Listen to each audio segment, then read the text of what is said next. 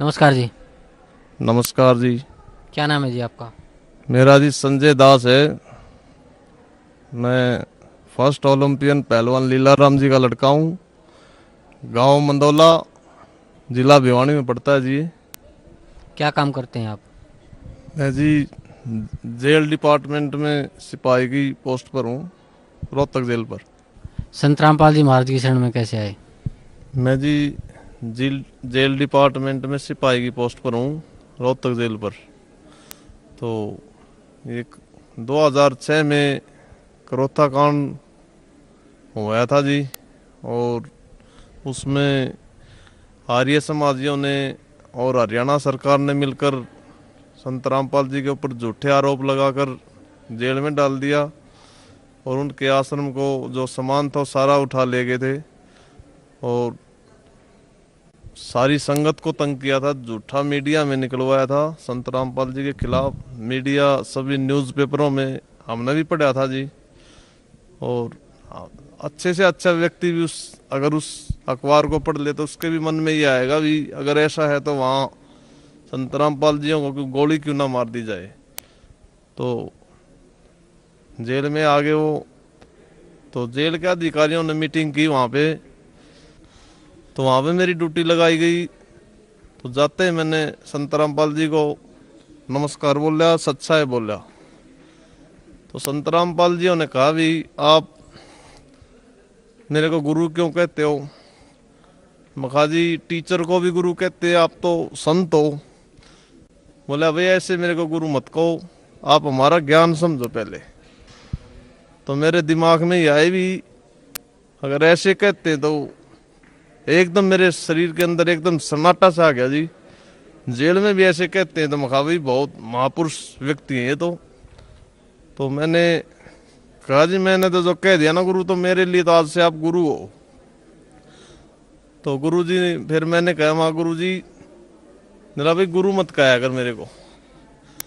मका जी आपके खिलाफ तो बहुत ज़्यादा अफवाह हैं और आपके तो बहुत अच्छे विचार लगे मेरे को। तो गुरुजी ने कहा भी पहले ज्ञान समझ हमारा। मका जी ऐसा लग रहा है मेरे को तो जैसे आर्य समाजी या पुलिस डिपार्टमेंट आपको इनकाउंटर ना कर दे, आपको गोली ना मार दे। तो उन्होंने बहुत ठोसता से कहा मेरे को ये परमात्मा का शीश है, अगर ऐसा हो जाता है तो मैं सफल मानूंगा अपने शीश को। परमात्मा के लिए शीश तो बहुत ही सौभाग्य व्यक्ति देता है। तो मेरे आंसू आ गए जी परमात्मा के संत रामपाल जी का विचार सुन के। अभी इतने तगड़े विचार हैं और इस महापुरुष के खिलाफ इतने आरोप लगाए गए हैं, ये इनको परमात्मा उल्टा लटका कर 7 पीढ़ी इनको नरक में डालेगा। फिर संत रामपाल जी बोले भाई आप मेरा पहले ज्ञान समझो। मैंने संत रामपाल जी की 1 महीना सीडी देखी जी। 3-4 दिन तो मेरे को ऐसा लगा भी ज्ञान मेरे समझ में नहीं आएगा ये, क्योंकि सभी संतों से अलग ज्ञान है। लेकिन मैंने गौर से सुना भी पूर्ण संत की पहचान बताई गई पूर्ण परमात्मा की।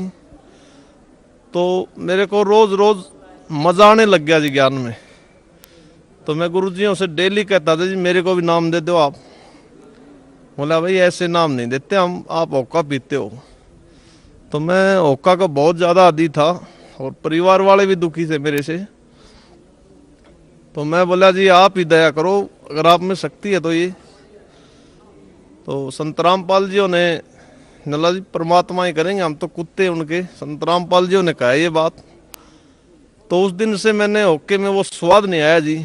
4-5 दिन मैंने पिया उनके कहने के बाद भी, लेकिन परमात्मा ने इतनी दया करी ये तो बहुत गंदी चीज़, मैंने बांस आने लग गई उसमें से।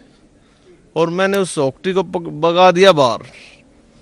सुबह मैं ड्यूटी पे गया तो संत रामपाल जी बैठे हुए थे। मैं बोला गुरु जी आज तो नाम दे दे। बोले आज दे देंगे भी, आज तू योग्य हो गया है।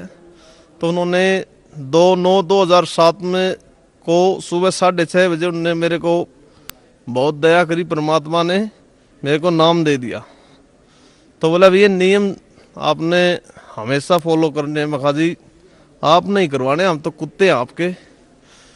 तो मैंने रोज टीवी पे देखता था और सीढ़ी पे सीढ़ी लिया है मैं उनके भक्तों से। तो क्या ज्ञान है जी, शास्त्रों के अकॉर्डिंग ज्ञान बता रखा है परमात्मा ने।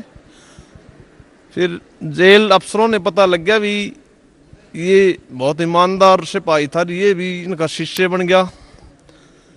तो परमात्मा संत रामपाल जी का सिर पे पंजा रहा है मेरे। तो एक दिन मेरी शाम को ड्यूटी थी जी, 6 से 10। तो 7 बजे जेल में गिनती बंद कर देते हैं, 7 साढ़े 7 बजे। तो मैंने बोला भाई माँ गुरु जी को दंडवत प्रणाम करते हैं। तो मैंने बोला जय वो बंदी छोड़ की। मैं संत रामपाल जी से 50 फुट की दूरी पे था लगभग, बीच में दीवार थी। मैंने जय वो बंदी छोड़ के नारे लगाए। तो वहां पर संत रामपाल जी के पास बच्चे रहते थे, बच्चा वार्ड है, किशोर वार्ड। उन्होंने भी नारे लगाने शुरू कर दिए। भी एक पुलिस का हवलदार नारे लगा रहा है, तो उन्होंने भी बहुत जोश के साथ नारे लगाए, पूरी जेल में गूंज रहा था। 10 मिनट के बाद जेल के सभी अफसर सभी कर्मचारी आ गए और उन बच्चों को बहुत ज्यादा पीटा उन्होंने। सभी बच्चों को जूत मारे, उनके लठ मारे, छोटे छोटे बच्चों के। फिर वो मेरे पास आए जी ड्यूटी के ऊपर।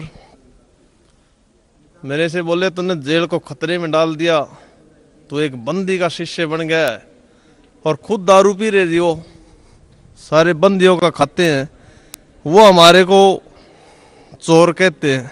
बहुत शर्म की बात हमारे को। तो फिर मैंने कहा जी आप आराम से बात करो मेरे से। बोला तेरे को। फिर उस डीएसपी साहब ने एसपी से बात करी फोन पर मेरे आगे ही। तो एसपी साहब ने कहा इसको फौरन बाहर निकाल दो जेल से, जैसे उसके दादा ने बनवाई है ये जेल। एक परमात्मा के लिए हमने और भी देखे वर्दी के अंदर से भी परमात्मा को ऐसे झुकते हैं, तो एक सिपाही नहीं झुक सकता क्या? तो उन्होंने जेल से मेरी ड्यूटी से निकाल दिया मेरे को। 2-3 दिन के बाद उसने डीजी से बात करी, एसपी साहब ने, भैया ऐसे ऐसे करता है। तो हमारे को तुरंत प्रभाव से बदली कर दी हमारी सोनीपत, और मेरे को 4 सीट दे दी उस बात पर। तो उसमें लिख रखा था भी क्यों ना इसको डिसमिस किया जाए। 2 डीएसपी गवाह थे जी उसके अंदर। तो अंबाला मेरी पेशी थी। तो वहां पर एसपी चौहान जी थे, सुरेंद्र सिंह चौहान जी। मेरा 8वां नंबर था पेशी के अंदर।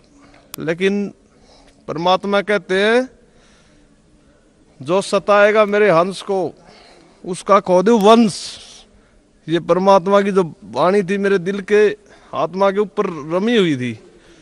परमात्मा ने कहा था भी जो चलेगा मेरी तरफ 1 कदम और मैं चलूंगा 60। जो चलेगा मेरी तरफ एक कदम मैं चलूंगा 60, और जो हो जाए कोई पक्का तो मैं लो की लाट। तो मैं पहले ही बढ़ गया जिस एसपी साहब के ऑफिस में, हालांकि मेरा 8वां नंबर था। तो एसपी साहब ने बोला भी क्या बात है मखाजी, मेरे को दूर जाना है, मेरा फैसला कर दो आप। मेरे बिल्कुल कोई दिमाग में ये भी नहीं था भी मेरी पेशी है। मैं तो एक प्रसाद, परमात्मा का प्रसाद समझ के गया था वहां पे। तो एसपी साहब ने बोला भी तेरा तो 8वां नंबर है मखाजी, अभी फैसला कर दो मेरा। तो मैंने तो दूर जाना है जी, क्योंकि पता था परमात्मा का सिर पे पंजा है। तो एसपी ने मेरी फाइल निकाली जी। तो बोला भाई तू तो बंदी रामपाल जी का शिष्य है और तेरी तो गवाही दे रखी है ठोक के, तेरे को तो डिसमिस करने का आदेश सिफारिश की गई है। तो मैं उनकी बात सुनता रहा जी। तो बोला भाई, और उन्होंने गवाह पढ़े दूसरे, इंक्वायरी अफसर की गवाही देखी, ठोक के गवाही दे रखी थी जी मेरी। लेकिन मेरे कोई दिमाग में भी ये नहीं था कि भाई ये मेरा कुछ कर देगा। तो उनके काफ़ी विचार सुने जी। मैं आखिरी में मैंने हाथ जोड़ के प्रार्थना करी उनसे, माँ जी मेरा फैसला करो आप। तो उन्होंने विचार करे, अफसरों ने भी, आप ये बताओ नौकरी से पहले क्या करते थे? मैं कहा जी मैं राष्ट्रीय स्तर का पहलवान हूँ, और जो मेरे पापा जी हैं वो फर्स्ट ओलंपियन है, पद्मश्री पहलवान लीलाराम, स्पोर्ट्स डायरेक्टर हरियाणा। तो बोले भाई एक तरफ तो उन्होंने प्रश्न किया मेरे से, भाई एक तरफ तो आपकी पहलवानी हो और एक तरफ आपकी नौकरी हो, और एक तरफ आपका गुरुजी हो तो आप एक चीज मांगो हमारे से। मैं हंसने लग गया जी। बोले अस्कर है, अभी एक चीज मांग हमारे से। मैं बोला सर आपसे डीपली रिक्वेस्ट है, एक ही लाइन में बताऊंगा मैं तो। बोला हाँ बता भाई। माजी आपने तो बच्चों वाली बात कर दी। एसपी साहब मेरी साइड देख कर उसने सिर पकड़ लिया ऐसे, 4-5 मिनट तक उसने सिर पकड़े रखा जी। आगे एक जवान सिपाही, एक सिपाही होकर सुप्रीडेंट को ऐसे कहते हैं बच्चों वाली बात कर दी। मां सर आपने तो 4वीं-5वीं वाले बच्चों की बात कर दी आपने तो। बोले क्या भाई। फिर उसने 4-5 मिनट में अपनी गर्दन ऊपर उठाई ऐसे, वो ऐसे हो गया परमात्मा की इतनी दया थी कि जैसे उसकी पेशी है मेरे पास, ऐसा महसूस कर रहा था मैं वहां पे। माँ जी गुरुजियों के लिए तो नाड़ काट के घेर दूं मैं 1 मिनट में। आप नौकरी की बात कर रहे हो मखा, और मखा सिर सौंपया गुरुदेव को, सफल होया ऐसी। तो उसने विचार करा जी 4-5 मिनट, और उसने कहा भी अगर तेरा इतना ही भाव है तो मैं तेरे को बाइज्जत बरी करता हूं। तो मैंने गुरुजियों को आके बरवाड़ा में बताया, मखा मालिक आपने ऐसे ऐसे दया कर दी मेरे ऊपर। तो मेरे गुरुदेव ने कहा जी मैं क्या बताऊं उनकी महिमा को। उन्होंने कहा ये तो रूंगे में हमारे पास, ये तो कोई बड़ा लाभ नहीं है तेरे को, परमात्मा तो वो कर देगा, सोच भी नहीं सकते आप।